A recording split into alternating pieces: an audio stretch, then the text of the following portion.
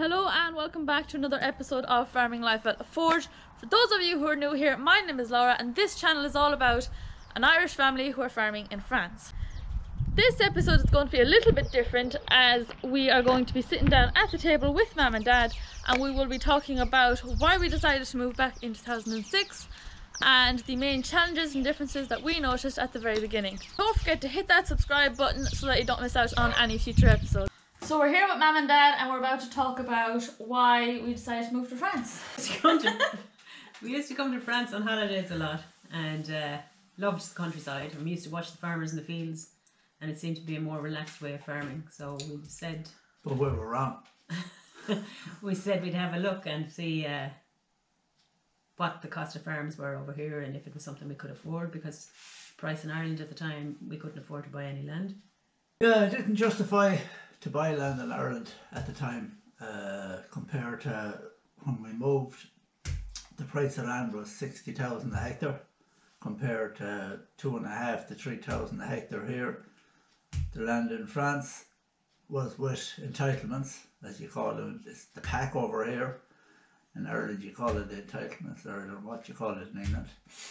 And the weather is another big thing, and as Emily said, it's a more relaxed way of life. So we found an English agent, George Libry, at frenchfarms.com, is that it? Eurofarms. Eurofarms.com. And he got onto him and he showed us 6 farms in 3 days. A whirlwind tour. Yeah, very interesting. One thing you'd notice when you visit the first farms is there's less concrete in the yards over here compared to back in Ireland. It's everywhere is all concrete. No, like the cattle, very good cattle in France. They don't do much crossbreeding. They don't like crossbreeding, even though we do it here. And so we looked at the farms, seeing that we were the first people to see this farm, liked it well. Emily didn't like it because the house was as rough as the bear's arse. Needed some imagination. Yeah. But we just wanted a house. We had 3 small children at the time, so we wanted a house that was livable, even if it meant we could do it up, but it had to be livable and was warm and had good heating.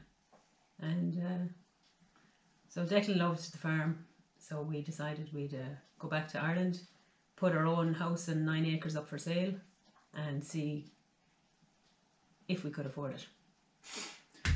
We got into farming kind of by accident. We're not from farming background. I was a mechanic and Emily was working on computers. Costing analyst in Chanel Pharmaceuticals in Loughrea. Yeah. Declan was a mechanic in the mines in Galmoy. So we, where was I? How you got into farming? Oh yeah, we got into farming. We had our first house we bought in Aircourt. On the main street. When I lived at home with my mother and father, it was on the suburbs of the little village. So we said we'd build a house. Thought it was no bother out in the country to buy a site. And this guy would only sell us the whole field. And then got a few calves and used to like going out looking at them and looking after them, and very relaxing in the evening after work. So here we are 20 years later with 1,300 acres. So it's a disease. Yeah, as I say, I married a mechanic, not a farmer. Yes, married a man. But anyway, we put the farm, our own house, 9 acres up for sale, and it sold very quickly. At the time, it was just before the crash, and houses were selling very well. And we came back again in July with the children on holidays. We had Luke was 12, William was 11, and Laura here was 8 years old when we moved. So we brought them over to look at the farm and look at the area and visit the schools. And everything was... We looked at the farm in May, and we had moved in by the 31st of October. We moved in on Halloween night. We were in the notaires, the solicitor's office, signing all the documents. late on Halloween night. And we decided we were going to give it a go. Nothing to lose. We try it maybe for 10 years. If it didn't work out, we could always move back. So would you ever move back? Nothing ventured, nothing gained. Not at the moment. Like the weather here, like the relaxed lifestyle. The biggest problem, of course, was the language, because I expected them to speak more French, more English than they did. I had school French, but found they still hadn't a clue what I was saying, and it wasn't agricultural French.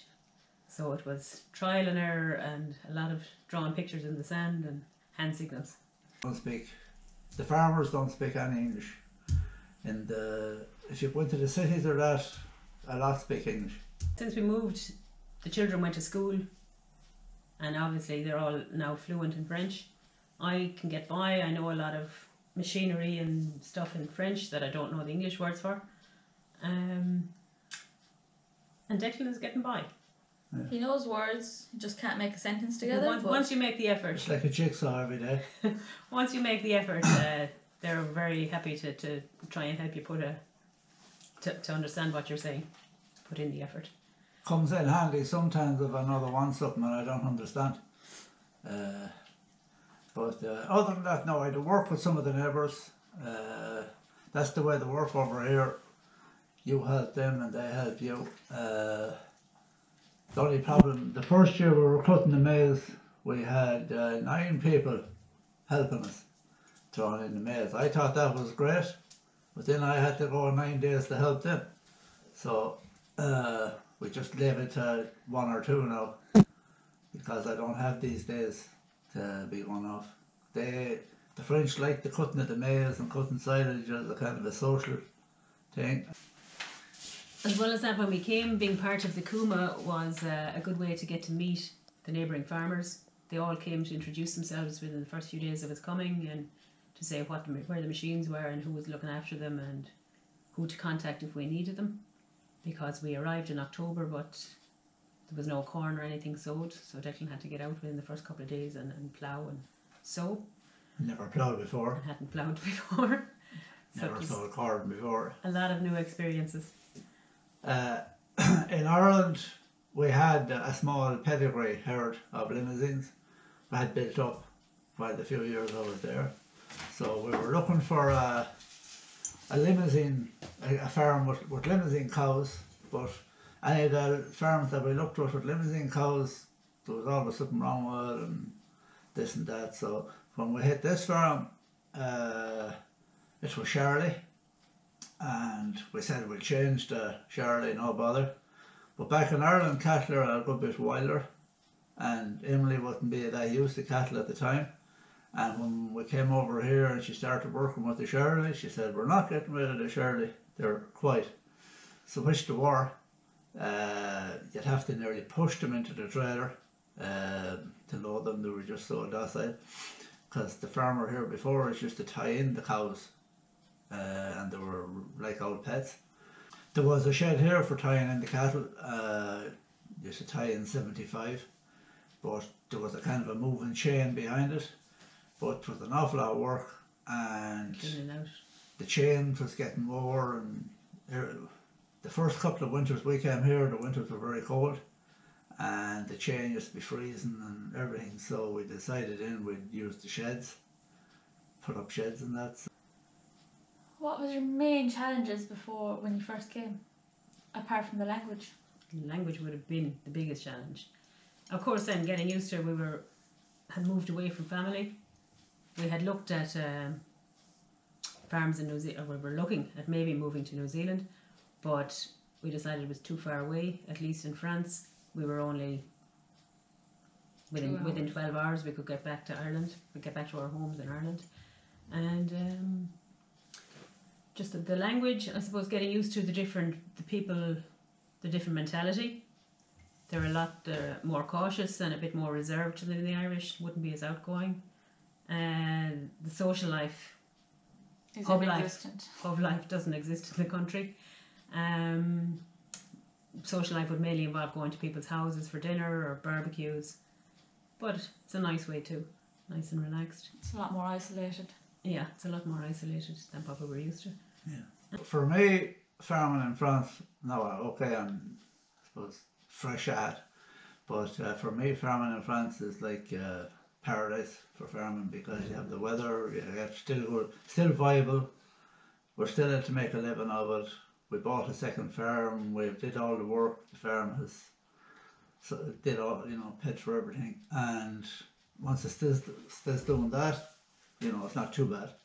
But now it's not simple. You have to give it 100%. Calving cows, whatever, you know, you can't be just going away and. Yeah, at the beginning we decided we wouldn't go back for a few months. Well, we didn't actually go back for the first year and a half because it would be very unsettling for the children going back to visit their family and grandparents and seeing. Plus, we were told by people. Tough to leave them then and come back every time. We're told by people over here, you know, to get France or anywhere under your skin when you move, you have to kind of stay away from home for a while to get used to it. But like I said, they're all fluent in French now. Luke has since decided to return to Ireland, and he's just after launching his new website, Nut Parts. So it's an advertising platform for buying and selling tractors and tractor parts. So he's still keeping a touch on the agricultural scene. William is doing a fashion course in Clermont-Ferrand, which is about an hour and a half away from us. So totally different from farming. He loves the animals but doesn't want to be a farmer. And Laura, we don't know yet. She's been out. Pending. Yeah, she's been working for doing imports and exports for a company buying and selling engines. Again, machinery based. And then took a year off to go travelling Australia, and now she's back helping us on the farm. For now. Deciding if she's going to stay a farmer or what she's going to do. Back in 2009, I think it was, we decided we would get into goats as an extra enterprise to earn money. It was something we had never done before. We had seen maybe one other Irish family near us that had some goats and were milking, and it looked like something I would be able to do. The goats are a lot smaller animal, more manageable than the cattle. And so we talked to the creamery, of course. We were on the run for the milk lorry. They were okay. They're always looking for people to get into goat milk. Can't get enough of it over here. And so we bought, I think, 100 kid goats to start off, and rear them so that at a year old they would have their first kids, and then we can get into milking. So Declan, we were looking at milking machines, and we found a second-hand milking machine. So he went and measured it up. Yeah. Measured up to see what way it was installed, took all the details, came back, dismantled the machine over there and installed it exactly the same over here on this farm. So we increased then to 180 milking goats. Sannon, we were looking between Sannon and Alpine, but I think Sannon give the most milk. And we milked for 10 years. Yeah, so very good. Very interesting again. You learn a lot. There was a lot of old burdens on the farm. There were fine big burdens, but we just adapted them to suit the goats because we didn't want to put in too much investment in case we didn't like it or it didn't work out as well. So we didn't put in that much investment between buying the goats and the machines and setting up the shed. I think we had it all in for about 10,000, and it was paid when the goats started milking. A couple of checks nearly had it cleared off. I thought it was a great investment. I'm not a big fan of goats. You want to be in very good humour to work with goats. Patience. But Emily and Laura and the kids used to do it. Then we got out of goats about 2 years ago because, well, the kids were all gone, and they used to do relief milking in the weekends, and we used to have a break, myself and Emily. About 6 years ago we bought a second farm, mainly for tillage, cereal. It's about 20 kilometres away. There's two fields we just use for cattle because it's not suitable for tillage. The price of land is not too bad over here. When we came first, the option was of renting or buying, but we just wanted to buy our own farm and have it. Now that I'm here, or that we're here, say 14 going 15 years, you know, to rent the way it is over here, most of the farmers over here rent farms, and you know, it wouldn't be out of the question now. Didn't last year or the year, about a year and a half ago, we rented a third farm, and it's only about a couple of kilometres away, and there's sheds, the whole lot, so you can walk in. There's not a big investment to rent farm, but just to get, it's an easy way of getting on the property or farming thing. Then back in Ireland, land rental is very expensive as well. So to rent a farm here, there's no such thing as 1 year or 2 year leases. You have to rent either 9 years, 18 years, or 25 years. You have the option. So at least you know you could take on a farm. It's not going to be taken away from you next year, so you can put in the time that it takes to get the farm. And it costs about maybe 80 to 120 a hectare to rent land. That would be what in entitlements or the pack or whatever you call it. So it's still viable. Thanks for watching. I hope you enjoyed this video. It is a little bit different than what we normally do. It's a bit longer maybe, but if you want to get to know our family, I guess now you do. So thanks for watching again, and don't forget to subscribe below for more.